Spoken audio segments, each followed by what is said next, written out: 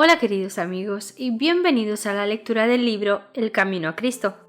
Hoy vamos a ver juntos el capítulo número 4 que lleva por título ¿Cómo obtener la paz interior? Quien encubre su pecado jamás prospera. Quien lo confiesa y lo deja, halla perdón. Proverbios 28:13. Las condiciones indicadas para obtener la misericordia de Dios son sencillas, justas y razonables. El Señor no nos exige que hagamos nada penoso para obtener el perdón de nuestros pecados.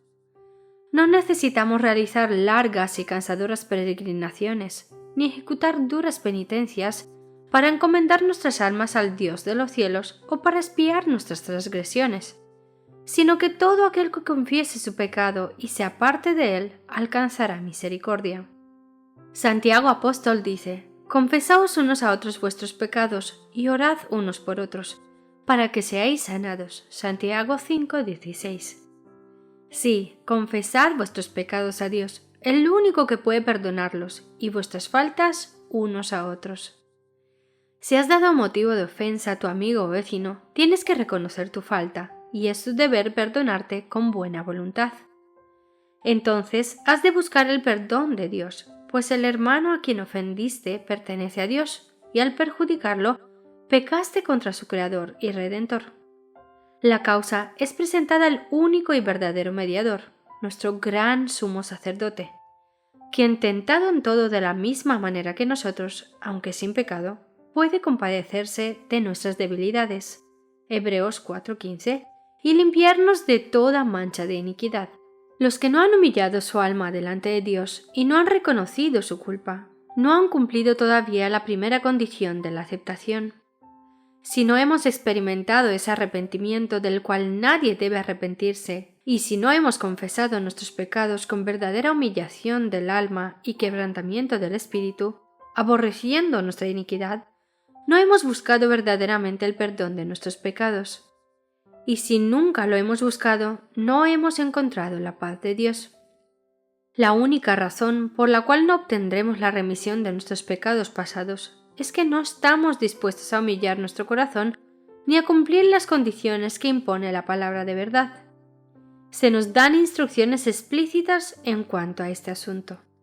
La confesión de nuestros pecados, ya sea pública o privada, debe ser de corazón y voluntaria. No debe ser arrancada al pecador, no debe hacerse de un modo ligero y descuidado, o exigirse de aquellos que no tienen una comprensión real del carácter aborrecible del pecado. La confesión que brota de lo íntimo del alma sube al Dios de la piedad infinita. El salmista dice: El Señor está cerca de los quebrantados de corazón y salva a los contritos de espíritu. Salmos 34:18. La verdadera confesión es siempre de un carácter específico y reconoce pecados particulares. Quizás sean de tal naturaleza que sólo puedan ser presentados delante de Dios. Pueden ser ofensas que deban confesarse individualmente a los que hayan sufrido daño por ellas. Pueden ser de carácter público y en este caso deberán confesarse públicamente. Ahora bien, toda confesión debería ser definida y directa, reconociendo de modo específico los pecados de los que uno mismo sea culpable. El ejemplo de Israel. En los días de Samuel, los israelitas se alejaron de Dios. Estaban sufriendo las consecuencias del pecado, pues habían perdido su fe en Dios, así como el discernimiento de su poder y de su sabiduría para gobernar a la nación, y no confiaban en la capacidad del Señor para defender y vindicar su causa. Se apartaron del gran gobernador del universo y desearon ser gobernados como las naciones que los rodeaban. Antes de encontrar paz, hicieron esta confesión explícita: a todos nuestros pecados hemos añadido la maldad de pedirle un rey. 1 Samuel 12:19. Tenían que confesar el mismo pecado del cual se habían hecho culpables. Su ingratitud oprimía sus almas y los separaba de Dios. La confesión no es aceptable para Dios si no va acompañada de un arrepentimiento sincero y de una reforma. Tiene que haber cambios decididos en la vida. Todo lo que ofenda a Dios debe ser abandonado. Tal será el resultado de una verdadera tristeza por el pecado. Lo que es necesario que por nuestra parte hagamos se nos presenta claramente en las siguientes palabras: Lavaos, limpiaos, apartad de mi vista vuestras obras malvadas. Dejad de hacer el mal, aprended a hacer el bien. Buscad la justicia y reprended al opresor. Abogad por el huérfano y defended la viuda. Isaías 1, 16, 17. En cambio, si le digo al malvado morirás, pero luego él se convierte de su pecado y actúa con justicia y rectitud, y devuelve lo que tomó en prenda y restituye lo que robó, y obedece los preceptos de vida sin cometer ninguna iniquidad, ciertamente vivirá y no morirá. Ezequiel 33, 14, 15. El apóstol Pablo, hablando de la obra del arrepentimiento, dice: Fijaos lo que ha producido en vosotros esta tristeza que proviene de Dios. ¡Qué empeño, qué afán por disculparse, qué indignación, qué temor, qué anhelo, qué preocupación, qué disposición para ver que se haga justicia!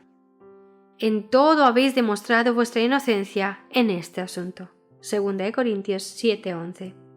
El pecado, al adormecer la percepción moral de quien obra mal, le impide discernir los defectos de su carácter y darse cuenta de la enormidad del mal que ha cometido. A menos que se rinda al poder convincente del Espíritu Santo, el pecador permanecerá parcialmente ciego a su pecado. Sus confesiones no son serias ni sinceras. Cada vez que reconoce su culpabilidad, añade una disculpa de su conducta al declarar que, si no hubiera sido por ciertas circunstancias, no habría hecho esto o aquello que se le reprocha. El ejemplo de Adán y Eva. Un sentimiento de vergüenza y terror embargó a Adán y Eva después que hubieran comido de la fruta prohibida. Al principio solo pensaban en cómo podrían excusar su pecado y escapar a la temida sentencia de muerte. Cuando el Señor les preguntó por su pecado, Adán respondió echando la culpa en parte a Dios y en parte a su compañera. La mujer que me diste por compañera me dio del árbol y comí. La mujer echó la culpa a la serpiente, diciendo: La serpiente me engañó y comí. Génesis 3, 12, 13. ¿Por qué hiciste a la serpiente? ¿Por qué permitiste que entrara en el Edén? Estas eran las preguntas implicadas en la excusa que dio por su pecado, haciendo de este modo responsable de su caída a Dios. El espíritu de justificación propia tuvo su origen en el padre de la mentira, y lo han manifestado todos los hijos e hijas de Adán. Las confesiones de esta clase no son inspiradas por el Espíritu Divino y no serán aceptadas por Dios. El arrepentimiento verdadero induce al hombre a aceptar su propia culpabilidad y reconocerla sin engaño ni hipocresía. Como el pobre, que no osaba ni aun alzar los ojos al cielo, exclamará: «Oh Dios, ten compasión de mí, que soy pecador». Lucas 18:13. Los que reconozcan así su culpabilidad serán justificados, porque el Señor Jesús presentará su sangre en favor del alma arrepentida. Los ejemplos de arrepentimiento y humillación genuinos presentados en la palabra de Dios revelan un espíritu de confesión que no busca excusas por el pecado ni intenta su propia justificación. El apóstol Pablo no procuraba defenderse, sino que pintaba su pecado con los más oscuros tintes. Tampoco intentaba atenuar su culpa. Con la autoridad de los jefes de los sacerdotes, metí en la cárcel a muchos de los santos, y cuando los mataban yo manifestaba mi aprobación. Muchas veces anduve de sinagoga en sinagoga, castigándolos para obligarlos a blasfemar. Mi obsesión contra ellos me llevaba al extremo de perseguirlos incluso en ciudades del extranjero. Hechos 26, 10, 11. Él mismo declaró sin vacilar: Cristo Jesús vino al mundo a salvar a los pecadores, de los cuales yo soy el primero. 1 Timoteo 1:15. El corazón humilde y quebrantado, enternecido por el arrepentimiento genuino, apreciará algo del amor de Dios y del valor del sacrificio del Calvario. Como el hijo que se confiesa a un padre amoroso, el que esté verdaderamente arrepentido presentará todos sus pecados delante de Dios. Escrito está: si confesamos nuestros pecados, Dios, que es fiel y justo, nos los perdonará y nos limpiará de toda maldad. 1 de Juan 1:9. Amén. Aquí finaliza el capítulo número 4 del libro El Camino a Cristo. que Dios nos ayude a ser responsables con nuestros pecados, arrepentirnos de ellos y con su ayuda poder salir vencedores. El próximo capítulo lleva por título La consagración. Nos vemos el próximo día.